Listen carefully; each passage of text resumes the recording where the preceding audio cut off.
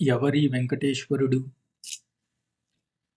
కలియుగ దేవుడు, భోగ శ్రీనివాసుడు, బతికున్న దేవుడు కనుకనే నిద్రలేచిన పూజారులు నిద్రపోతున్న కలియుగ దేవుణ్ణి సుప్రభాతం పేరుతో నిద్రలేపుతున్నారు. అది నిలుచుని ఉన్న నల్లరాతి విగ్రహంను నిద్రపుచ్చి నిద్రలేపుతున్నారు.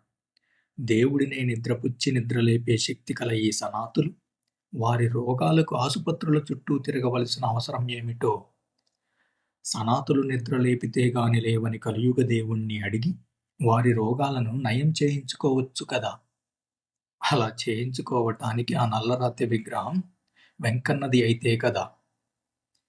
ఈ సనాతులు పరమత విగ్రహాలని ఆక్రమించి ఆభరణాలతో అలంకరించి అసలు అవశేషాలు తెలియకుండా వారి మూఢనమ్మకాలకు హారతులు పడుతూ ఆంధ్ర ప్రజలను అంధకారంలోకి తోస్తూ ఇదే సనాతన ధర్మం అని బోధిస్తున్నారు. ఇప్పుడు వెంకన్నగా ప్రజలచే ఆరాధించబడుతున్న నల్లరాతి విగ్రహం అవలోకితేశ్వరునిదో, నెమినాథునిదో లేక బాలా త్రిపుర సుందరి విగ్రహమో అనే అనుమానాలు నేటికీ ప్రజలలో, చరిత్రకారులలో, పురావస్తు అధికారులలో ఉన్నాయి.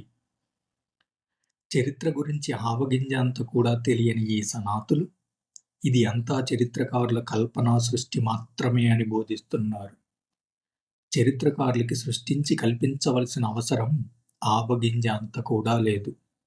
నిజంగానే ఆ నల్లరాతి విగ్రహం సనాతులు చెప్పినట్టు కలియుగ దేవుడిదే అయితే ఒకే ఒక్కసారి కలియుగ దేవుణ్ణి నగ్నం చేసి చరిత్రకారులు, పురావస్తు అధికారులచే పరిశోధించమనండి. అలా చేస్తే తరతరాల నుంచి ఉన్న ప్రజల అనుమానాలు, చరిత్రకారుల అనుమానాలు అన్నీ తొలగిపోతాయి కదా. అయితే అలా చేయటానికి ఈ సనాతులు అంగీకరిస్తారా? వామ్మో! అలా చేస్తే ఈ సనాతులు తరతరాలుగా ఆడుతున్న కపట నాటకంకు ఒక్కసారిగా నిప్పంటుకోదు.